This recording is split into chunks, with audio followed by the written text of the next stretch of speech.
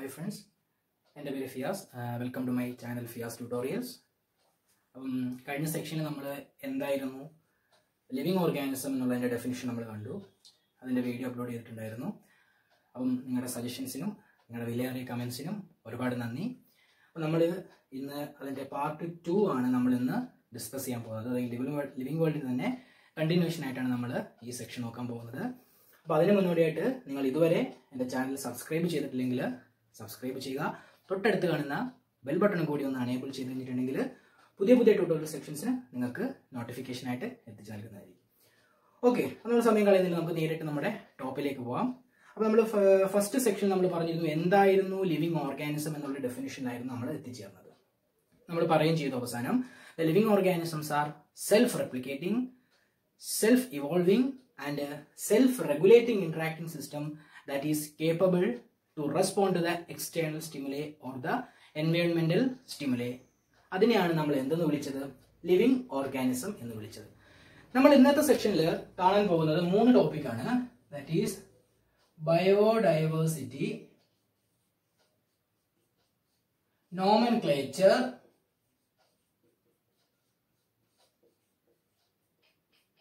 biodiversity, nomenclature and taxonomy. ഇന്നത്തെ സെക്ഷനിൽ നമ്മൾ ഡിസ്കസ് ചെയ്യാൻ പോകുന്നതാണ് ബയോഡൈവേഴ്സിറ്റി, നോമൻക്ലേച്ചർ ആൻഡ് ടാക്സോണമി. ഇതെന്താണെന്ന് നമുക്ക് ഓരോന്നായിട്ട് പഠിക്കാം. ആദ്യം നോക്കുന്നു ബയോഡൈവേഴ്സിറ്റി. എന്താണ് ബയോഡൈവേഴ്സിറ്റി? ബയോഡൈവേഴ്സിറ്റിയുടെ മലയാളം ജൈവ വൈവിധ്യം എന്ന് പറയും. എന്തെന്ന് വിളിക്കും? ജൈവ വൈവിധ്യം. അതായത് നമ്മൾ കഴിഞ്ഞ ക്ലാസ്സിൽ പഠിച്ചു ലിവിങ് ഓർഗാനിസം. നമ്മളിപ്പോൾ നമ്മുടെ വീടിന്റെ വെളിയിലേക്ക് ഇറങ്ങിയിട്ട് നമ്മളൊന്ന് ചുറ്റും നോക്കുകയാണെന്നുണ്ടെങ്കിൽ നമുക്ക് ബേർഡ്സിനെ കാണാൻ കഴിയും, ആനിമൽസിനെ കാണാൻ കഴിയും, ചെറിയ ഇൻസെക്ട്സിനെ കാണാൻ കഴിയും, പ്ലാന്റ്സിനെ കാണാൻ കഴിയും. അങ്ങനെ നമുക്ക് കണ്ണുകൊണ്ട് കാണാൻ കഴിയുന്ന ഒരുപാട് ഓർഗാനിസം ഉണ്ട് അല്ലേ? ഈ നമുക്ക് ചുറ്റും തന്നെ നമ്മുടെ കണ്ണുകൊണ്ട് കാണാൻ കഴിയാത്ത ഓർഗാനിസംസ് ഉണ്ട്. ബാക്ടീരിയാസ് ഉണ്ട്, മൈക്രോ ഓർഗാനിസംസ് ഉണ്ട്, എക്സെട്ര. അങ്ങനെ കുറെ ഓർഗാനിസംസ് ഉണ്ട്. നമ്മുടെ ഈ ഒരു ഒബ്സർവേഷൻ നമ്മളൊരു ഫോറസ്റ്റിലാണ് നടത്തുന്നതെങ്കിൽ നമുക്ക് ഇതിലും കൂടുതൽ നമ്പേഴ്സ് എന്ത് കിട്ടും? ലിവിങ് ഓർഗാനിസം കിട്ടും. ഇത് നമുക്ക് എത്തിപ്പെടാൻ പറ്റുന്ന സാഹചര്യങ്ങളാണ് നമ്മുടെ ചുറ്റുപാട് അല്ലെങ്കിൽ നമ്മുടെ ഫോറസ്റ്റ് എന്നൊക്കെ പറയുന്നത്. നമുക്ക് എത്തിപ്പെടാൻ, മനുഷ്യന് എത്തിച്ചേരാൻ കഴിയുന്ന സാഹചര്യങ്ങളാണ്. ഇനി എത്തിച്ചേരാൻ കഴിയാത്ത സ്ഥലങ്ങൾ, തെർമൽ വെൻസ്, ജീൻ പൂൾസ്, അതുപോലുള്ള കുറെ സ്ഥലങ്ങളിലും എന്ത് കാണപ്പെടുന്നുണ്ട്? ലിവിങ് ഓർഗാനിസം കാണപ്പെടുന്നുണ്ട്. അങ്ങനെ ലോകത്തിന്റെ വിവിധ ഭാഗങ്ങളിൽ ഈ ലിവിങ് ഓർഗാനിസത്തിനെ അല്ലെങ്കിൽ നമ്പർ ഓഫ് ലിവിങ് ഓർഗാനിസത്തിനെ ഡിസ്ട്രിബ്യൂട്ട് ചെയ്തിരിക്കുന്നതിനെ നമ്മൾ വിളിച്ച പേരാണ്, അല്ലെങ്കിൽ വിളിക്കുന്ന പേരാണ് ബയോഡൈവേഴ്സിറ്റി. ദാറ്റ് ഈസ് ജൈവ വൈവിധ്യം. ദാറ്റ് ഈസ് വൈവിധ്യങ്ങളായ ലിവിങ് ഓർഗാനിസത്തിനെ ലോകത്തിൽ ഡിസ്ട്രിബ്യൂട്ട് ചെയ്തിരിക്കുന്നതിനെ വിളിക്കുന്ന പേരാണ് ബയോഡൈവേഴ്സിറ്റി. നിങ്ങളുടെ NCERT ടെക്സ്റ്റിൽ ബയോഡൈവേഴ്സിറ്റിക്ക് ഒരു ഡെഫിനിഷൻ കൊടുത്തിട്ടുണ്ട്. ഇത്രയും സിമ്പിളും മീനിങ് ആയിട്ടുള്ള ഒരു ഡെഫിനിഷൻ നമുക്ക് വേറെ ഒരു ബുക്ക് റെഫർ ചെയ്താലും കിട്ടില്ല. അതുകൊണ്ട് തന്നെ ആ ഡെഫിനിഷൻ തന്നെയാണ് ഞാൻ നിങ്ങൾക്ക് വേണ്ടി പറയുന്നത്. The biodiversity is the number and the type of living organism present on the earth is referred to as biodiversity. അതായത് നമ്പർ ഓഫ് ലിവിങ് ഓർഗാനിസം അല്ലെങ്കിൽ ടൈപ്പ് ഓഫ് ലിവിങ് ഓർഗാനിസത്തിന്റെ ഒരു സം ടോട്ടൽ. എവിടെയൊക്കെ ലിവിങ് ഓർഗാനിസം കാണപ്പെടുവോ അവിടെയുള്ള എല്ലാ living ഓർഗാനിസത്തിനെ എടുത്ത് നമ്മൾ some ചെയ്യുമ്പോൾ നമ്മൾ അതിനെ വിളിക്കുന്ന പേരാണ് biodiversity. This is A number and the type of living organism present on the earth. Okay, that is known as biodiversity. ഇപ്പൊ നമ്മൾ പറഞ്ഞു നമുക്ക് എത്തിപ്പെടാൻ പറ്റുന്ന സാഹചര്യത്തിൽ ലിവിങ് ഓർഗാനിസം ഉണ്ട്, നമുക്ക് കാണാൻ കഴിയുന്ന ലിവിങ് ഓർഗാനിസം ഉണ്ട്, കാണാൻ കഴിയാത്ത ലിവിങ് ഓർഗാനിസം ഉണ്ട്. അങ്ങനെ പലതരത്തിലുള്ള ലിവിങ് ഓർഗാനിസംസ് ഉണ്ട്. അപ്പം ഇത് നമ്മുടെ ബയോളജിസ്റ്റുകൾ എന്ത് ചെയ്യുന്നറിയോ? ഐഡന്റിഫൈ ചെയ്തിട്ടുണ്ട്. ഇങ്ങനെ ഒരു ഓർഗാനിസം ഉണ്ട്, അതിനെ കണ്ടെത്തി, അതിനെ ഐഡന്റിഫൈ ചെയ്തിട്ടുണ്ട്. അങ്ങനെ number of non and identified species എന്ന് പറഞ്ഞാൽ 1.7 to 1.8 മില്യൺസ്. ഇത്രയും ലിവിങ്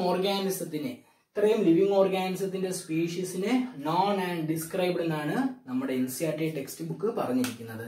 ഇതും ഒരു റേഞ്ച് ആണ്, 1.7 to 1.8 millions.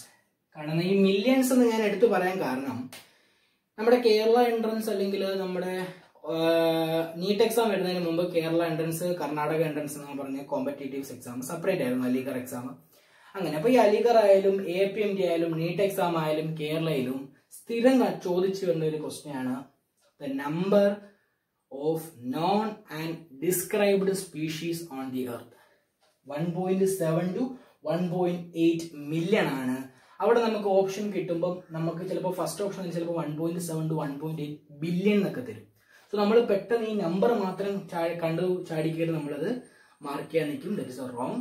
So 1.7 to 1.8 millions of non and described species. അതുകൊണ്ടാണ് ഞാൻ ഈ മില്യൺ എന്നുള്ളത് അണ്ടർലൈൻ ചെയ്യാൻ കാരണം.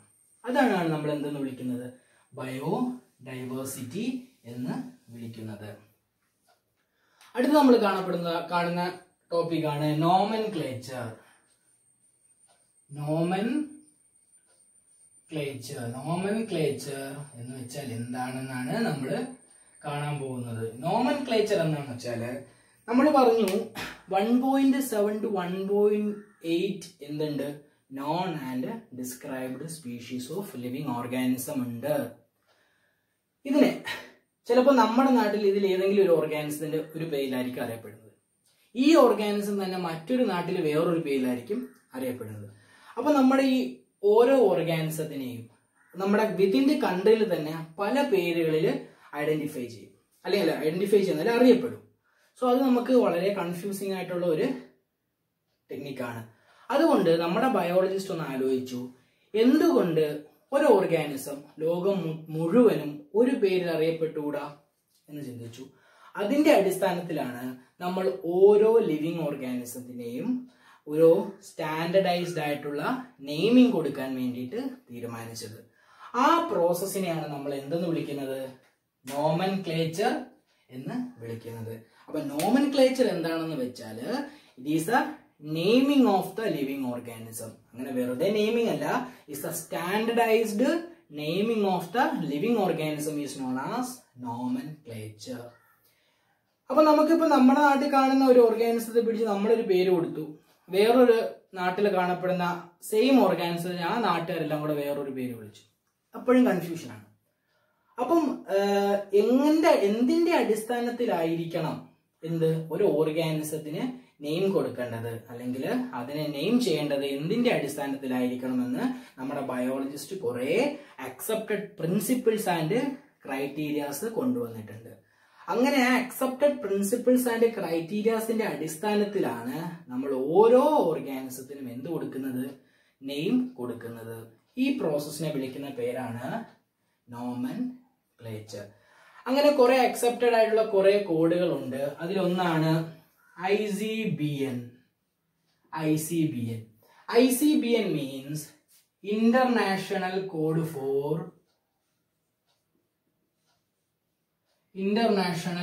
of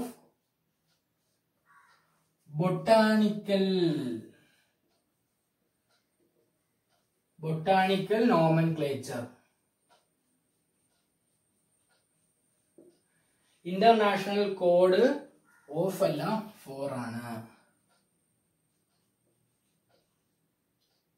International Code for Botanical Nomenclature. And ICSDN, that is International Code of Zoological Nomenclature. Zoological Nomenclature.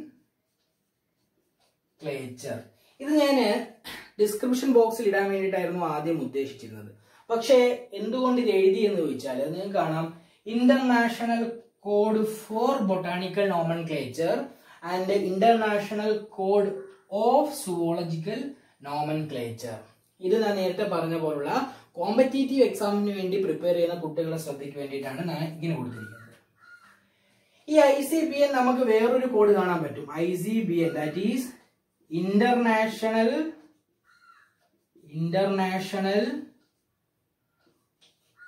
Code of bacterial nomenclature. nomenclature. So ICBN രണ്ട് നമുക്ക് abbreviations കാണാൻ പറ്റും അല്ലേ? അതിൽ ഒന്ന് ഇന്റർനാഷണൽ കോഡ് ഫോർ ബൊട്ടാണിക്കൽ നോമൻക്ലേച്ചറും ഒന്ന് ഇന്റർനാഷണൽ കോഡ് ഓഫ് ബാക്ടീരിയൽ നോമൻക്ലേച്ചറുമാണ്. അപ്പൊ നമ്മുടെ NCERT ടെക്സ്റ്റിൽ ഈ രണ്ട് അബ്രിവേഷൻസേ പറയുന്നുള്ളൂ. സോ ആ രണ്ട് അബ്രിവേഷൻ തന്നെ നമുക്ക് ഈ കോമ്പറ്റേറ്റീവ് എക്സാമിന് ചോദിക്കുമ്പോൾ ഈ ക്വസ്റ്റ്യൻ ചോദിച്ചു കണ്ടിട്ടുള്ള ഒരു ക്വസ്റ്റ്യൻ ആണ്. What is the full form or the complete name ICZN? First option തന്നെ കാണും international code for zoological nomenclature. നമ്മൾ അത് ടിക്ക് ചെയ്യും. That is a wrong answer. Correct ആയിട്ടുള്ള അബ്രിവേഷൻ കറക്റ്റ് ആയിട്ടുള്ള full form international code of zoological nomenclature. For ഉപയോഗിക്കുന്നത് international code for botanical നോമൻക്ലേച്ചറിൽ മാത്രമേ നമ്മളിവിടെ ഫുൾ നെയിമിൽ ഫോർ ഉപയോഗിക്കുള്ളൂ. ഇത് കൂടാതെ വേറെയും കുറെ ഉണ്ട്. ICVN എന്തായിരിക്കും? International code of viral nomenclature. ഇനിയുമുണ്ട് ICNB, that is International Code of Nomenclature of Cultivated Crops or Cultivated Plants. So ഇതൊക്കെ ഓരോ കോഡുകളാണ്. എന്തിന്? ബൊട്ടാണിക്കൽ, ദാറ്റ് മീൻസ് പ്ലാന്റ്സിന് പേര് കൊടുക്കാനുള്ള കോഡുകൾ, സോ അനിമൽസിന് പേര് കൊടുക്കാൻ, ബാക്ടീരിയക്ക് പേര് കൊടുക്കാൻ, കൾട്ടിവേറ്റഡ് ക്രോപ്പിന് കൊടുക്കാൻ, വൈറസിന് കൊടുക്കാനുള്ള കുറെ അക്സെപ്റ്റഡ് പ്രിൻസിപ്പിൾസ് ആൻഡ് ക്രൈറ്റീരിയ അടിസ്ഥാനത്തിലുള്ള കോഡുകളാണ് ഇത്.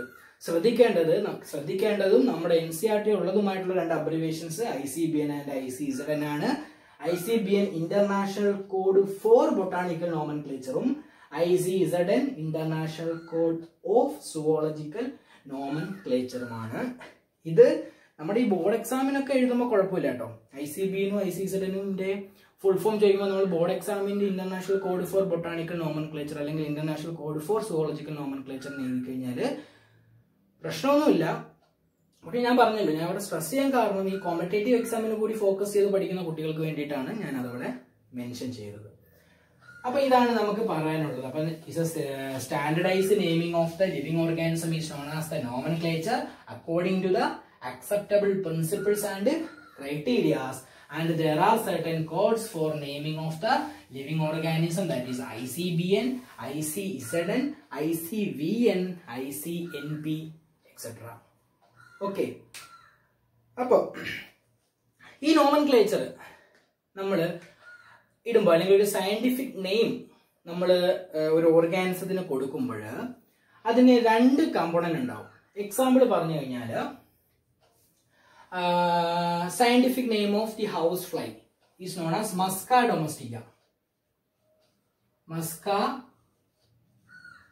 domestica. Musca domestica is a scientific name for housefly. Scientific name for housefly ആണ് എന്ത്? Musca domestica എന്ന് പറയുന്നത്. നോക്കിയേ, നമ്മൾ ഇങ്ങനെ ഒരു ഓർഗാനിസത്തിന് പേര് കൊടുത്തപ്പോൾ രണ്ട് കമ്പോണന്റ് കിട്ടി അല്ലേ? നോക്കി, ഈ ഇതൊരു കമ്പോണന്റും ഇത് മറ്റൊരു കമ്പോണന്റുമാണ്. മസ്ക എന്ന് പറയുന്നത് ഒരു കമ്പോണന്റും ഡൊമസ്റ്റിക്ക എന്ന് പറയുന്നത് മറ്റൊരു കമ്പോണന്റും. ഇങ്ങനെ സയന്റിഫിക് നെയിമിന് അല്ലെങ്കിൽ സയന്റിഫിക് ആയിട്ട് ഒരു ലിവിംഗ് ഓർഗാനിസത്തിന് പേര് കൊടുക്കുമ്പോൾ അവിടെ രണ്ട് കമ്പോണന്റ് ഉണ്ടാവും. ഒന്ന് ഫസ്റ്റ് ജനറിക് നെയിമും മറ്റൊന്ന് അതിന്റെ സ്പെസിഫിക് എപ്പിതെറ്റും ഉണ്ടാവും. ദാറ്റ് മീൻസ് ഒരു സയന്റിഫിക് നെയിമിന് രണ്ട് കമ്പോണന്റ് ഉണ്ടാവും. ദാറ്റ് ഈസ് ജനറിക് കമ്പോണന്റ് ഉണ്ടാവും ആൻഡ് സ്പീഷീസ് കമ്പോണന്റ് ഉണ്ടാവും. ജീനസ് അല്ലെങ്കിൽ ജനറിക് കമ്പോണന്റ്, സ്പീഷീസ് കമ്പോണന്റ് നമ്മൾ ഇനി വരുന്ന ടാക്സോണമിക് ഹൈറാർക്കി എന്ന് പറയുന്ന ഒരു ടോപ്പിക്കിന്റെ അണ്ടറിലാണ് പഠിക്കുന്നത്. പക്ഷെ ജസ്റ്റ് നിങ്ങൾ അറിഞ്ഞിരിക്കുക, ഒരു ലിവിംഗ് ഓർഗാനിസത്തിന് സയന്റിഫിക് നെയിം കൊടുക്കുമ്പോൾ അതിന് രണ്ട് കമ്പോണന്റ് ഉണ്ടാവും.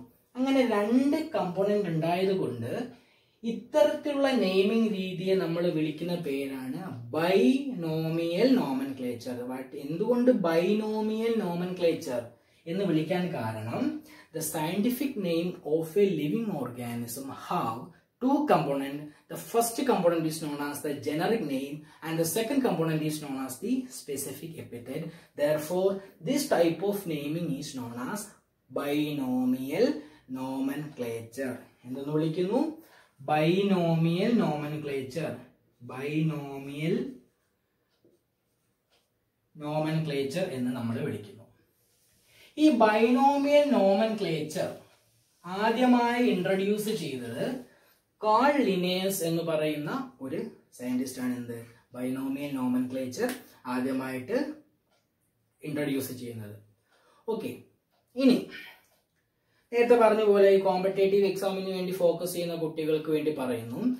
ഇപ്പൊ നമ്മൾ കുറച്ചുകൂടി അഡ്വാൻസ്ഡ് ആയിട്ട് മറ്റൊരു നെയിമിംഗ് രീതി ഉപയോഗിക്കുന്നു. അത് നമ്മൾ ട്രൈനോമിയൽ നോമൻക്ലേച്ചർ ട്രൈനോമിയൽ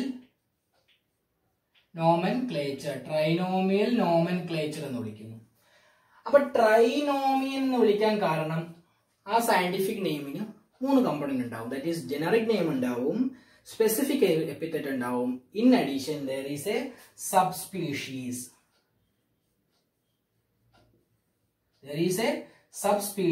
അങ്ങനെ ജനറിക് നെയിമും സ്പെസിഫിക് എപ്പിത്തറ്റും സബ്സ്പീഷീസ് ഓർ വെറൈറ്റിയും കൂടി ഉൾപ്പെടുത്തിക്കൊണ്ട് നമ്മളൊരു ഓർഗാനിസത്തിന് പേര് കൊടുക്കുകയാണെന്നുണ്ടെങ്കിൽ ആ സിസ്റ്റത്തെ നമ്മൾ ട്രൈനോമിയൽ നോമൻക്ലേച്ചർ എന്ന് വിളിക്കും. പക്ഷേ വെറുതെ അങ്ങ് സബ്സ്പീഷീസ് ഒന്നും കൊടുക്കാൻ പറ്റത്തില്ല. അവിടെ ഒരു ലോ ഉണ്ട്, അതിന് നമ്മൾ ലോ ഓഫ് പ്രയോറിറ്റി എന്ന് വിളിക്കും. Law of priority. ഈ ലോ ഓഫ് പ്രയോറിറ്റിയുടെ അടിസ്ഥാനത്തിലാണ് നമ്മൾ ഏത് നെയിം കൊടുക്കുന്നത്? ട്രൈനോമിയൽ നോമൻക്ലേച്ചർ കൊടുക്കുന്നത്. NCERT ഇല്ല, ഔട്ട് ഓഫ് NCERT ആണ്. ബട്ട് ഞാൻ പറഞ്ഞതേ ഉള്ളൂ, ഇതുപോലെ കോമ്പറ്റേറ്റീവ് എക്സാമിന് വേണ്ടി പ്രിപ്പയർ ചെയ്യുന്ന കുട്ടികൾക്ക് വേണ്ടിയിട്ട് മോർ അഡ്വാൻസ്ഡ് ആയിട്ട് ഒരു കമ്പണിലൂടെ നമ്മൾ ആഡ് ചെയ്യും. സബ്സ്പീഷീസ് അല്ലെങ്കിൽ വെറൈറ്റിയും കൂടി നമ്മളൊരു സയന്റിഫിക് നെയിമിൽ ആഡ് ചെയ്ത് കഴിഞ്ഞാൽ ആ സിസ്റ്റം ഓഫ് നെയിമിങ്ങിനെ നമ്മൾ വിളിക്കുന്ന പേരാണ് trinomial nomenclature and is according to the law of priority. Okay, ഇതാണ് നോമൻക്ലേച്ചർ. അപ്പൊ എന്താണ് നോമൻക്ലേച്ചർ എന്ന് കണ്ടു, എന്താണ് ബൈനോമിയൽ നോമൻക്ലേച്ചർ എന്നും കണ്ടു. ഇനി നമ്മളൊരു സയന്റിഫിക് നെയിം എഴുതുമ്പോൾ, അതായത് ഒരു ഓർഗാനിസത്തിന്റെ അക്സെപ്റ്റഡ് നെയിം എഴുതുമ്പോൾ, അല്ല അതിനു മുമ്പ് എന്തിനാണ് നമ്മൾ ഈ ബൈനോമിയൽ അല്ലെങ്കിൽ എന്തിനാണ് നമ്മൾ ഈ നെയിം കൊടുക്കുന്നത്? ഞാൻ പറഞ്ഞു ഓരോ ഓർഗാനിസും പല കൺട്രീസിലും പല പേരിൽ അറിയപ്പെടുന്നു. അപ്പോൾ നമ്മുടെ സയന്റിഫിക് നെയിമിങ്ങിന്റെ പർപ്പസ് എന്ന് വെച്ചാൽ it ensure the organisms known only one name all over the world. All over the വേൾഡില് ഒരു ഓർഗാനിസം ഒരൊറ്റ പേരിൽ മാത്രം അറിയപ്പെടാൻ വേണ്ടിയിട്ടാണ് നമ്മൾ എന്ത് ഇൻട്രൊഡ്യൂസ് ചെയ്തത്? നോമൻക്ലേച്ചർ ഇൻട്രൊഡ്യൂസ് ചെയ്തത്.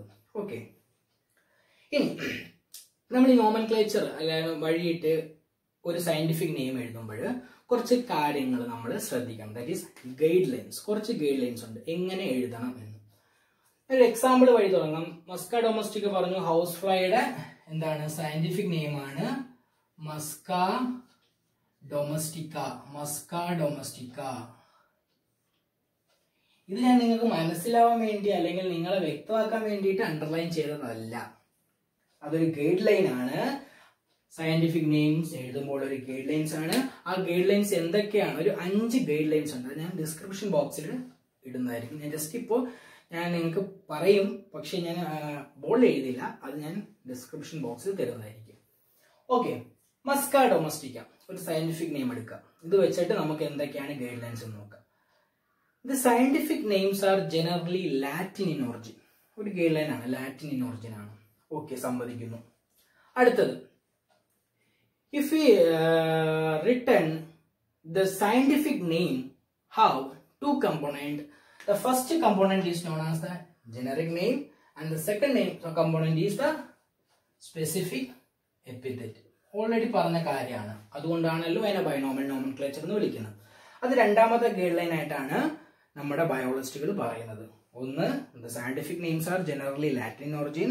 2, if we wrote the scientific name, it has 2 components.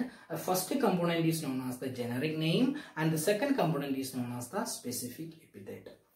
മൂന്നാമത്തെ ഗൈഡിലേക്ക് പോയി കഴിഞ്ഞാൽ, if we written the generic name or the scientific name is start with a capital letter. അതായത് ജനറിക് നെയിം ആണല്ലോ ആദ്യത്തെ കമ്പോണന്റ്. ആ component എഴുതുമ്പം the first letter must be in capital letter ആയിരിക്കണം. And the second component, that is the specific epithet, should be in small letter. അതാണ് മൂന്നാമത്തെ guide line. Scientific name എഴുതുമ്പോൾ first component ആയ generic name is start with a capital letter and the second component specific epithet is start with a small letter. That is the മൂന്നാമത്തെ guide lines. ഇനി നാലാമത്തെ guide lines, if in printed forms it is usually in italics. നമ്മൾ print ചെയ്യുകയാണെങ്കിൽ scientific name നമ്മൾ ഇറ്റാലിക്സിൽ കൊടുക്കും. Italics means ഒരു ചരിച്ചിട്ടുള്ള രീതിയിലേക്ക് കൊടുക്കും, ഇറ്റാലിക്സ് കൊടുക്കും. When we or if we written if in handwritten നമ്മൾ എഴുതുന്ന സമയത്ത് it should be separately underline. അത് സെപ്പറേറ്റ് ആയിട്ട് നമ്മൾ അണ്ടർലൈൻ ചെയ്തിരിക്കണം. അതാണ് നാലാമത്തെ ഗൈഡ് ലൈൻ. ഇതാണ് മെയിൻ ഗൈഡ് ലൈൻ. അഞ്ചാമത്തെ ഗൈഡ് ലൈൻ അത്ര ഇമ്പോർട്ടന്റ് അല്ല എങ്കിലും the name of the author should be after the specific epithet and in an abbreviated form. Okay, ഈ സയന്റിഫിക് നെയിം ആരാണോ കൊടുത്തത് അല്ലെങ്കിൽ ഈ സ്പീഷീസിനെ ആരാണോ ഐഡന്റിഫൈ ചെയ്തത് ആ ഓതറിന്റെ നെയിമിന്റെ അബ്രിവേറ്റഡ് ഫോം, ദാറ്റ് ഈസ് ചുരുക്കം, നമ്മൾ എന്ത് കൊടുക്കും? ആഫ്റ്റർ ദ സ്പെസിഫിക് എപ്പിത്തറ്റില് കൊടുക്കും. ഫോർ എക്സാമ്പിൾ പറഞ്ഞു കഴിഞ്ഞാല് മാഞ്ചിഫെറ ഇൻഡിക്ക. എന്താണ് മാഞ്ചിഫെറ ഇൻഡിക്ക? മാഞ്ചിഫെറ ഇൻഡിക്ക ഇങ്ങനെ കൊടുക്കാൻ കാരണം ഇതാണ് ഇതിന്റെ സയന്റിഫിക് നെയിം. ദാറ്റ് ഈസ് എന്താണ്? ലാറ്റിൻ ഒറിജിൻ ആണ്. ഓക്കെ, ഹാൻഡ് റിട്ടൺ ആയതുകൊണ്ട് ജീനസ് നെയിമും സ്പെസിഫിക് എപ്പിത്തറ്റും സെപ്പറേറ്റ്ലി അണ്ടർലൈൻ ചെയ്തു. Generic name start with capital letter ആണ്. സ്പെസിഫിക് നെയിം അല്ലെങ്കിൽ specific epithet start with small letters ആണ്, സെപ്പറേറ്റ്ലി അണ്ടർലൈൻ ചെയ്തിട്ടുണ്ട്. ഓക്കെ, ഇതിന്റെ ഓതർ അല്ലെങ്കിൽ മാഞ്ചിഫെറ ഇൻഡിക്ക എന്ന് വെച്ചാൽ മാംഗോ ട്രീയുടെ സയന്റിഫിക് നെയിം ആണ് കേട്ടോ. അത് എത്തിയത് ലിനിയസ് ആണ്, കോൾ ലിനിയസ് ആണ്. അതുകൊണ്ട് അദ്ദേഹത്തിന്റെ പേര് ചെയ്തുകൊണ്ടോ ഒരു അബ്രിവേറ്റഡ് ഫോമില് ആഫ്റ്റർ ദ സ്പെസിഫിക് എപ്പിത്തറ്റിന് ശേഷം നമ്മൾ കൊടുക്കും. അതാണ് അഞ്ചാമത്തെ ഗൈഡ് ലൈൻ. അപ്പൊ ഈ ഗൈഡ് ലൈൻസ് ഞാൻ നമ്പർ ഇട്ട് നിങ്ങളുടെ ഡിസ്ക്രിപ്ഷൻ ബോക്സിൽ കൊടുക്കുന്നതായിരിക്കും. ഒന്നുകൂടി പറയുന്നു, 5 ഗൈഡ് ലൈൻസ് ഉണ്ട്. The scientific names are generally Latin origin and the scientific name has 2 components. First is generic name and second one is the specific epithet.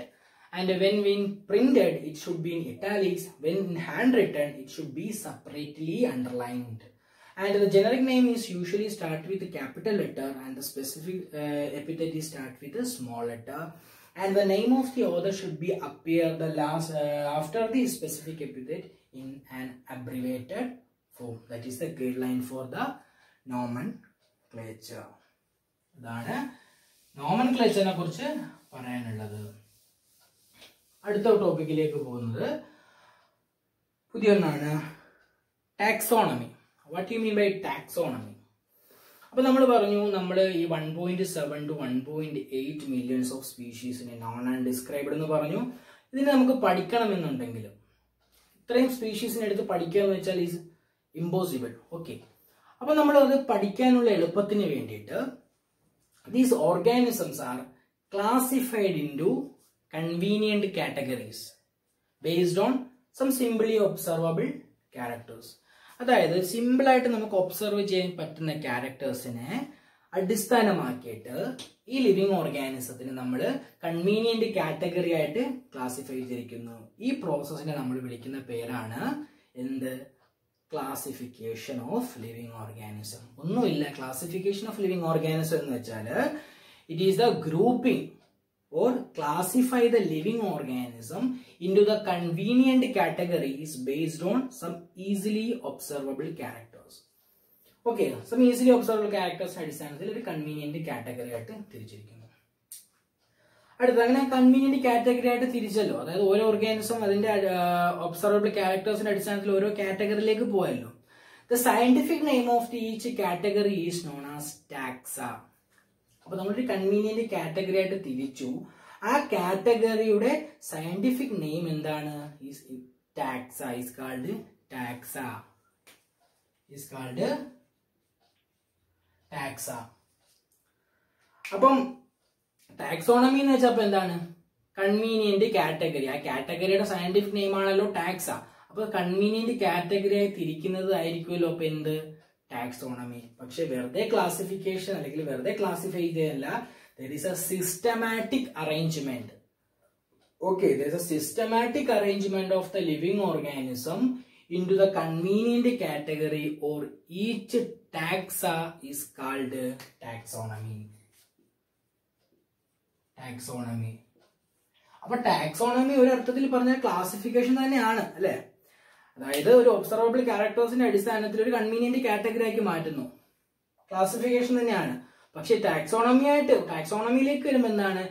Systematic arrangement ഉണ്ടായിരിക്കും. ഒരു സിസ്റ്റമാറ്റിക് അറേഞ്ച്മെന്റ് ആയിരിക്കും നമ്മൾ എന്ത് വിളിക്കുന്നത്? ടാക്സോണമി എന്ന് വിളിക്കുന്നത്. Okay, that is classification. ഇനി ക്ലാസിഫിക്കേഷന് മുമ്പ് ഒരു സ്റ്റെപ്പ് ഉണ്ട്. അതായത് നമ്മൾ ഒരു ഓർഗാനിസത്തിന്റെ ക്യാരക്ടേഴ്സിന്റെ അല്ലെങ്കിൽ ഒബ്സർവബിൾ ക്യാരക്ടേഴ്സിന്റെ അടിസ്ഥാനത്തിലാണല്ലോ അത് കൺവീനിയന്റ് കാറ്റഗറിയിലേക്ക് തിരിച്ചത്. അപ്പൊ നമ്മൾ ആദ്യം ആ ഓർഗാനിസത്തിന്റെ ക്യാരക്ടേഴ്സ് ഐഡന്റിഫൈ ചെയ്തു, അല്ലെങ്കിൽ ക്യാരക്ടേഴ്സിനെ നോക്കി ഇത് ഓർഗാനിസം ഇന്ന കാറ്റഗറിയിലേക്ക് പെടും, അതുകൊണ്ട് എന്ന കാറ്റഗറിയിലേക്ക് പോയിക്കോട്ടെ, അല്ലെങ്കിൽ വേറെ ഓർഗാനിസം ഇത് ഇങ്ങനെയാണ്, അപ്പൊ അത് മറ്റേ കാറ്റഗറിയിലേക്ക് പോട്ടെ എന്ന് നമ്മൾ ഐഡന്റിഫൈ ചെയ്തു. അതിന്റെ ക്യാരക്ടേഴ്സിനെ നമ്മൾ ഒബ്സർവ് ചെയ്യുമല്ലോ. അത് നമ്മൾ വിളിക്കുന്ന പേരാണ് ക്യാരക്ടറൈസേഷൻ. എന്ത് വിളിക്കുന്നു? ക്യാരക്ടറൈസേഷൻ. ഈ ക്യാരക്ടറൈസേഷന്റെ അടിസ്ഥാനത്തിൽ ഇന്ന ക്യാരക്ടർ ഉണ്ട്. For example external body hairs ഉണ്ട്, ഇയേഴ്സ് ഉണ്ട്. That is characterization. ഇന്ന ക്യാരക്ടേഴ്സ് ഉണ്ട് എന്ന് നമ്മൾ നോക്കിയത് ക്യാരക്ടറൈസേഷൻ. സോ അപ്പം ആ ക്യാരക്ടർ എക്സ്റ്റേണൽ ഹെയർ ഉണ്ട്, അതിന് ഒരു ഇയർ ഉണ്ട്, അതിന്റെ അടിസ്ഥാനത്തിൽ so it is A chordate or mammals. അതൊരു മാമലാണ്. സോ നമ്മൾ ആ ഓർഗാനിസത്തിനെ ഐഡന്റിഫൈ ചെയ്തു. That process is known as identification. അതിനുശേഷമാണ് എന്ത് വരുന്നത്? ക്ലാസിഫിക്കേഷനും നോമൻക്ലേച്ചറും പോലുള്ള പ്രോസസ്സ് അല്ലെങ്കിൽ സ്റ്റെപ്പുകൾ വരുന്നത്. Okay, that is taxonomy. ഇനി ടാക്സോണമിയായിട്ട് ബന്ധപ്പെട്ട കുറച്ച് വാക്കുകൾ നമുക്ക് പഠിക്കാനുണ്ട്. അതാണ് ടാക്സോണമിക് കാറ്റഗറി. ടാക്സോണമിക് കാറ്റഗറി ഒന്നുമില്ല, നമ്മൾ പറഞ്ഞു this classification of organism is several step procedure. ഒരു സ്റ്റെപ്പിൽ മാത്രമല്ല, നമ്മൾ ഈ പറഞ്ഞത് ക്യാരക്ടറൈസേഷൻ ഉണ്ട്, ഐഡന്റിഫിക്കേഷൻ ഉണ്ട്, അതുപോലെ കുറെ സ്റ്റെപ്പുകൾ കടന്നാണ് നമ്മൾ എന്ത് ചെയ്യുന്നത്? ഫൈനലി ഒരു ഓർഗാനിസത്തിനെ ക്ലാസിഫൈ ചെയ്യുന്നത്. അപ്പൊ ഈച്ച് സ്റ്റെപ്പ് അല്ലെങ്കിൽ each rank of the taxonomy is known as taxonomy category. Taxonomy category എന്ന് വിളിക്കുന്നു. ഈ ടാക്സോണമി കാറ്റഗറിയെ മൊത്തത്തിൽ this taxonomic categories together constitute the taxonomic hierarchy എന്ന് വിളിക്കുന്നു. Taxonomic hierarchy എന്ന് വെച്ചാൽ it is the systematic classification of the living organism into convenient category or taxa is known as the taxonomy, and each category represent the rank of the taxonomic classification, and it is known as the taxonomic category, and the taxonomic categories together constitute the taxonomic hierarchy. Okay. ആ ഓരോ taxonomic ഹൈറാർക്കീസും നമ്മൾ അടുത്ത സെക്ഷനിൽ കാണുന്നതായിരിക്കും. അപ്പൊ ഇന്ന് നമ്മൾ കണ്ടത് what you mean by biodiversity and what you mean by nomenclature and what is taxonomy എന്നാണ് നമ്മൾ പഠിച്ചത്. സോ ഇന്നത്തെ സെക്ഷൻസ് നിങ്ങൾക്ക് മനസ്സിലായെന്ന് വിചാരിക്കുന്നു. ഇന്നത്തെ വളരെ ഇമ്പോർട്ടൻ്റ് ആയിട്ടുള്ള ചെറിയ നോട്ട് ഞാൻ നിങ്ങൾക്ക് ഡിസ്ക്രിപ്ഷൻ ബോക്സിൽ നൽകുന്നതായിരിക്കും. അപ്പൊ കഴിഞ്ഞ വീഡിയോയ്ക്ക് നിങ്ങൾ തന്നെ ആ ഒരു അക്സെപ്റ്റൻസ് അല്ലെങ്കിൽ ആ സജഷൻസും കമന്റ്സും ഞാൻ ഈ വീഡിയോയിലും പ്രതീക്ഷിക്കുന്നു. ഓക്കെ, എൻ്റെ ചാനൽ നിങ്ങളോട് ഒന്നുകൂടി പറയുന്നു, ഇത് ഉപകാരപ്രദമായി തോന്നുമെങ്കിൽ നിങ്ങളുടെ ഫ്രണ്ട്സിലേക്കും ഷെയർ ചെയ്യുക, അവരെ കൊണ്ട് സബ്സ്ക്രൈബ് ചെയ്യിക്കുക, ബെൽ ബട്ടൺ അമർത്തിയിട്ട് പുതിയ ട്യൂട്ടോറിയൽ സെക്ഷൻസ് എത്രയും വേഗം തന്നെ അവരുടെ കയ്യിലേക്ക് എത്തുന്ന രീതിയിലേക്കുള്ള കാര്യങ്ങൾ നോക്കുക.